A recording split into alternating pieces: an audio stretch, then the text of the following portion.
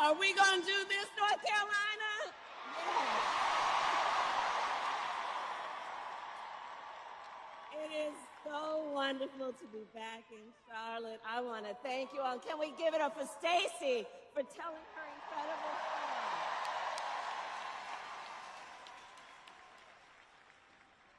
And can we please thank that incredible Anthony Hamilton for his incredible performance?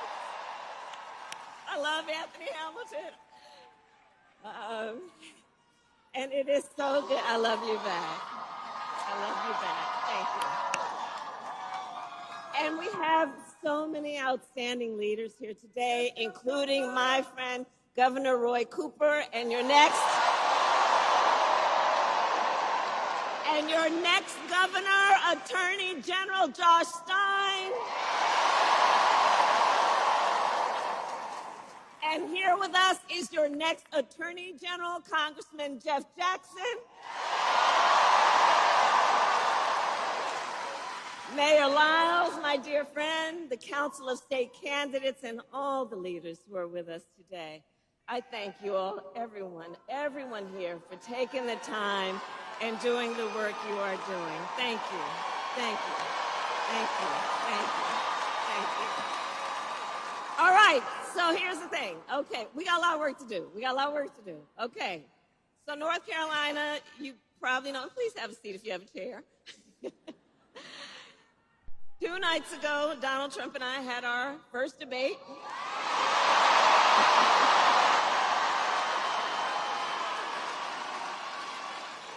And I believe we owe it to the voters to have another debate.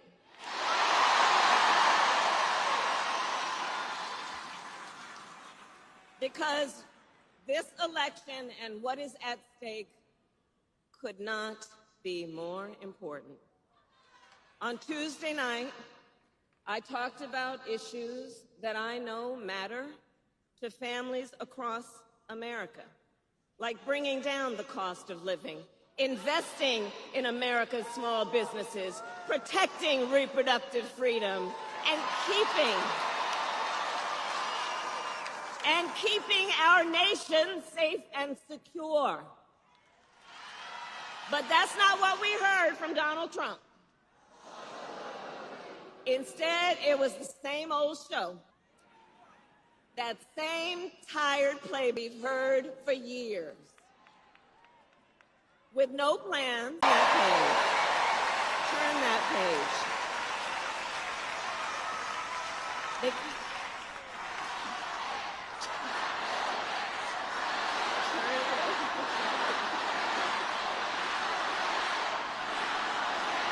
Because, to your point, America is ready for a new way forward.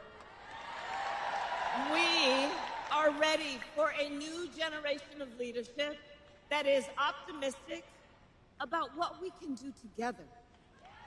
That is why Democrats, Republicans, and independents are supporting our campaign.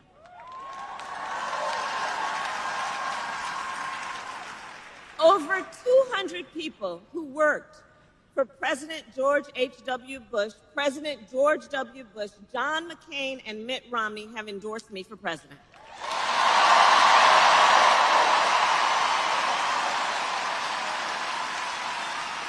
Former Vice President Dick Cheney and Congresswoman Liz Cheney are supporting me as well.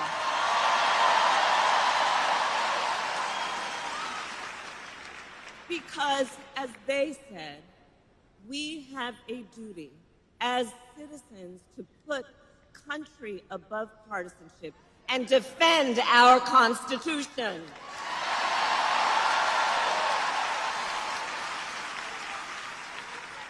And that is my pledge to you. I will always put country above party, and I will be a president for all Americans.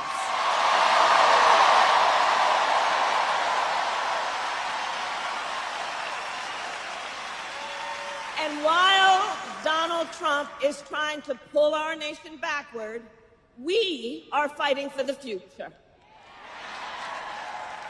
A future with affordable child care, paid leave and affordable health care, a future where we build what I call an opportunity economy so every American has an opportunity to own a home, to build wealth, to start a business.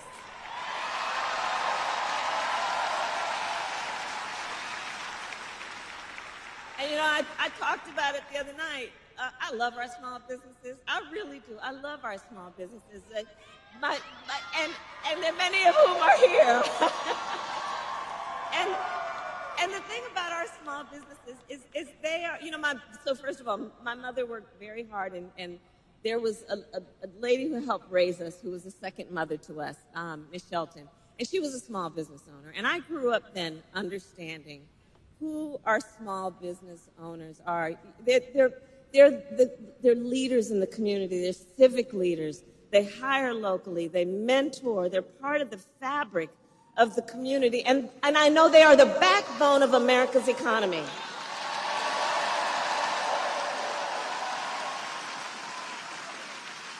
So my plan is to give a $50,000 tax deduction to start up small businesses.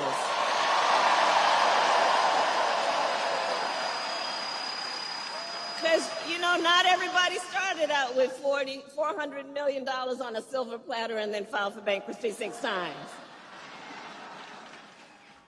But a whole lot of people have the ingenuity, the entrepreneurship, the work ethic, and the ambition to do that kind of work, and just need to be seen and supported for what they are and what they do for all of us.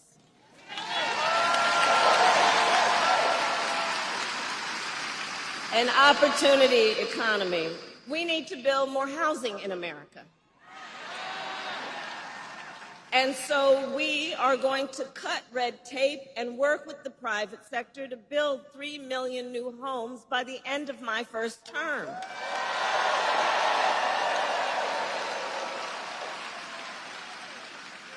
I have a plan to lower the cost of living for America's families on everything from health care to groceries. Under my plan, more than 100 million Americans will get a tax break, and thousands of dollars of your hard-earned money will go back into your pockets, including $6,000 during the first year of a child's life.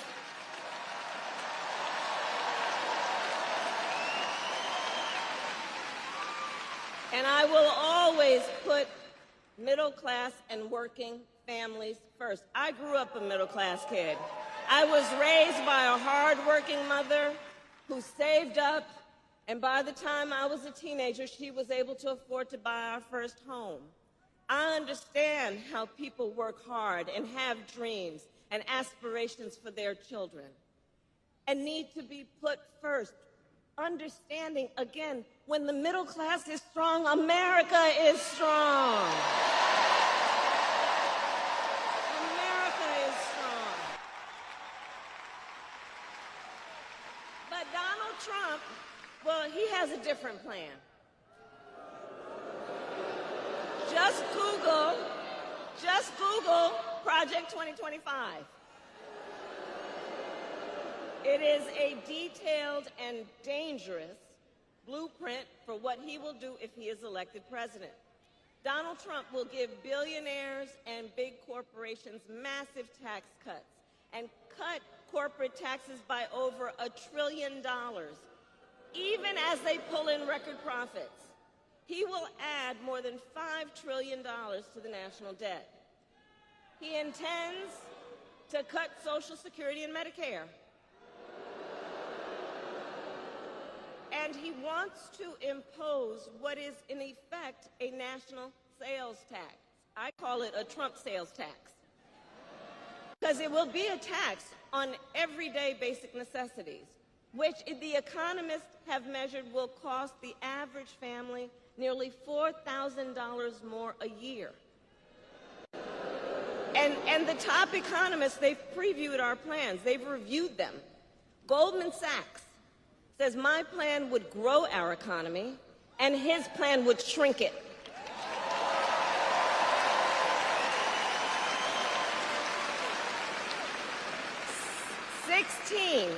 16 Nobel Prize-winning economists say he would reignite inflation, and Moody's says he would ignite a recession by the middle of next year. You know, he talks a big talk, but when folks review the numbers, highly respected folks, that's what you learn about him. That's what you learn. And North Carolina, on top of all of this, Donald Trump intends to end the Affordable Care Act. And as Stacey mentioned, you heard what he said in the debate. He has no plan to replace it. He said, concepts of a plan. Oh, you all watched the debate.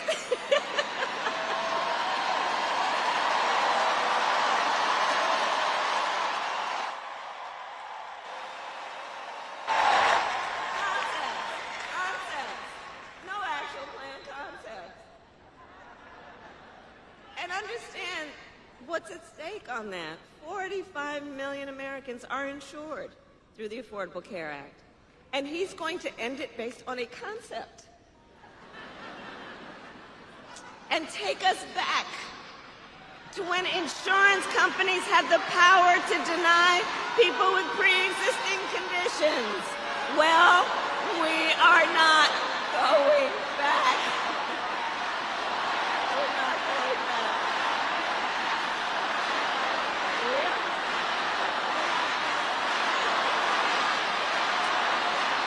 We're not going back. No. We will move forward. We will move forward because ours is a fight for the future and it is a fight for freedom.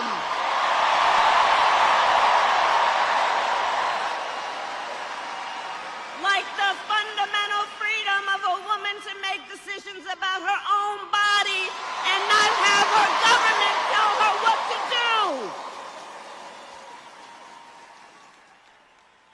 And we know how we got to this issue. Because Donald Trump handpicked 3 members of the United States Supreme Court with the intention that they would undo the protections of Roe versus Wade, and they did as he intended. And now, in over 20 states in our nation, they have what I call Trump abortion bans, including North Carolina and every single state in the South except Virginia. Think about that. Every single state in the South except Virginia. Now, 1 in 3 women in America lives under a Trump abortion ban. Many with no exceptions even for rape and incest. It is immoral. It is immoral. And I know we all here understand and agree one does not have to abandon their faith or deeply held beliefs to agree the government should not be telling her what to do with her body.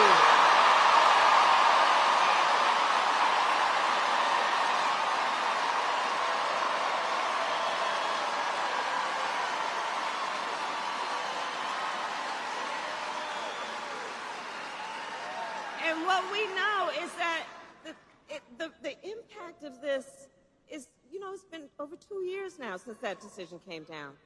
The impact of this is so real. It's affecting people every day, just based on the stories we know, and there are so many stories we don't know. Think about it. Because of Trump's abortion bans, women are being refused care during miscarriages. Some are only being treated if they develop sepsis.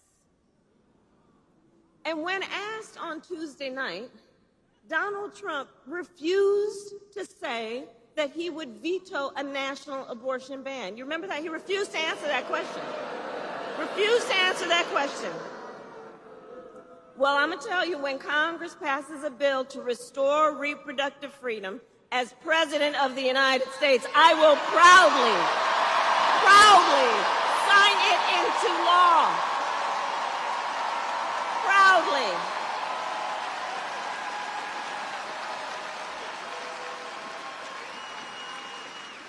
And across our nation, we are witnessing a full-on assault on other hard-fought, hard-won fundamental freedoms and rights, like the freedom to vote, the freedom to be safe from gun violence, the freedom to breathe clean air and drink clean water, and the freedom to love who you love openly and with pride.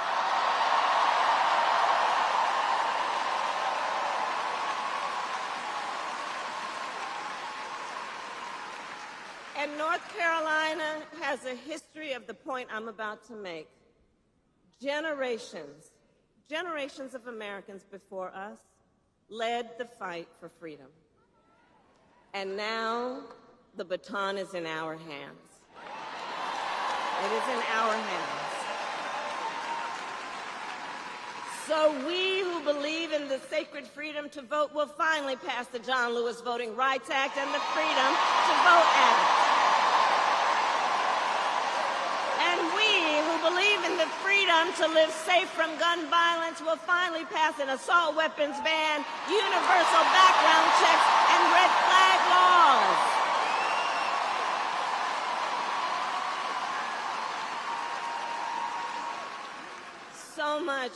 So much is at stake in this election. So much is at stake in this election. And understand, this is not 2016 or 2020. For a number of reasons, including why the stakes are higher, because 2 months ago, the United States Supreme Court basically told the former president that he will effectively be immune no matter what he does in the White House. Think about that. Think about that. Just imagine Donald Trump with no guardrails, right? He who has vowed that if reelected, he'll be a dictator on day one, that he will weaponize the Department of Justice against his political enemies, and has called for the, quote, termination of the Constitution of the United States of America. Think about that. And let us be very clear. Somebody who suggests we should terminate the Constitution of the United States should never again stand behind the seal of the President of the United States. Never again. Never again. Never again. And you know, one of the points that I mentioned on Tuesday, so the people who served under him at the White House, who saw him every day, right? His national security advisor, his defense secretary, his chief of staff, and his vice president, all have warned, all who worked with him every day in the White House, sat with him in the Oval Office, have warned America. Donald Trump is not fit to be president of the United States and should never again occupy our nation's highest office.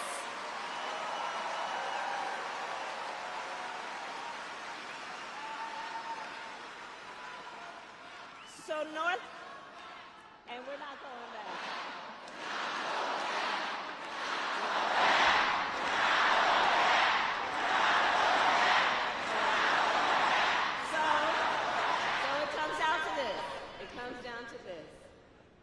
We are here together because we love our country. We love our country.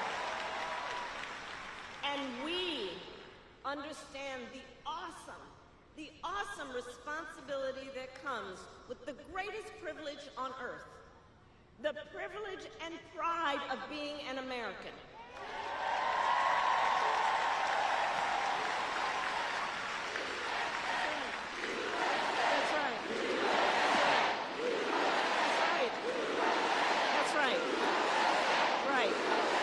And so, I believe it is the highest form, then, of patriotism to fight for the ideals of our country and to fight to realize the promise of America. So, North Carolina, we have 54 days until Election Day. 364 days, and just 35 days until early voting begins. And it's not only the presidency that's on the ballot. There are many important races, including Josh Stein running for governor.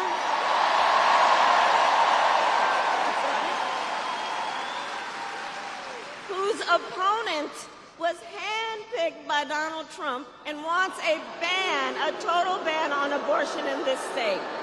Right. So these are the stakes in this election. Up and down the ballot. Up and down the ballot. But we know the power is with the people. The power is with the people. And your voice is your vote, North Carolina. Your vote is your voice. And we know, here's the thing also, we are loving our campaign, aren't we? We are loving this campaign. We're having a good time. We're having a good time. I know that. But here's also the thing. Ours will be a very tight race until the end, okay? It's going to be a tight race until the end, and we are the underdog. Understand that. We are the underdog. There are powerful forces trying to convince people that their vote doesn't matter. There are powerful forces here, too. But I say all that to say we've got some hard work ahead of us. But here's the thing I love about everybody here. We love hard work. Hard work is good work. Hard work is good work. Hard work is good work. And with your help, we will win in November. We will win. We will. We will win. So, North Carolina, today I'm going to ask you, are you ready to make your voices heard? Do we believe in